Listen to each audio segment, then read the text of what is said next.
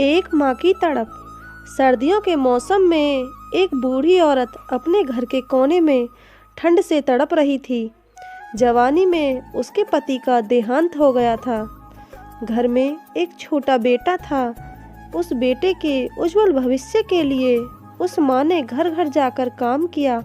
काम करते करते वो बहुत थक जाती थी, लेकिन फिर भी आराम नहीं करती थी।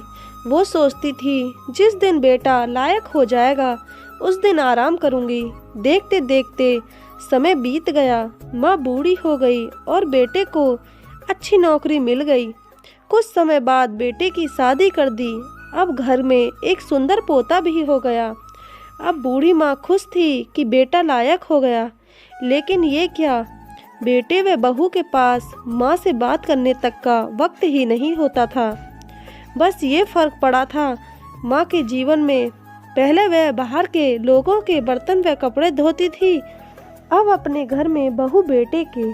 फिर भी खुश थी क्योंकि औलाद उसकी थी। सर्दियों के मौसम में एक टूटी चारपाई पर बिल्कुल बाहर वाले कमरे में एक फटे से कंबल में सिमट कर माँ लेटी थी और सोच रही थी कि आज बेटे को कहूँगी मुझे बहुत ठंड लगती है, एक नया कंबल ला दे। शाम को बेटा घर आया तो माँ ने बोला, बेटा मैं बहुत बूढ़ी हो गई हूँ, शरीर में जान नहीं है, ठंड सहन नहीं होती, मुझे नया कंबल ला दे। तभी बेटा गुस्से से बोला, इस महीने घर के राशन में और बच्चों के एडमिशन में बहुत खर्चा हो गया।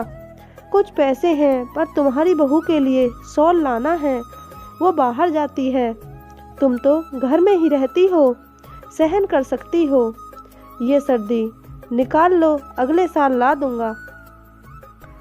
बेटे की बात सुनकर माँ चुपचाप सिमटकर कंबल में ही सो गई। अगली सुबह देखा तो माँ इस दुनिया में नहीं रही। सब रिश्तेदार पड़ोसी एकत्रित हुए। बेटे ने माँ की अंतिम यात्रा में कोई कमी नहीं छोड़ी थी। माँ की बहुत अच्छी अर्थी सजाई थी, बहुत महंगा शॉल माँ को ओढ़ाया। सारी दुनिया अंतिम संस्कार देखकर कह रही थी, हमको भी हर जन्म में भगवान ऐसा ही बेटा मिले। मगर उन लोगों को क्या पता था कि मरने के बाद भी एक माँ तड़प रही थी सिर्फ एक कंबल के लिए। दोस्तों, आपको कहानी कैसी लगी कमेंट करके ज़रूर बताइएगा। कहानी पसंद आई हो तो वीडियो को लाइक, शेयर और चैनल को सब्सक्राइब करें। वीडियो को पूरा देखने के लिए बहुत बहुत धन्यवाद दोस्तों।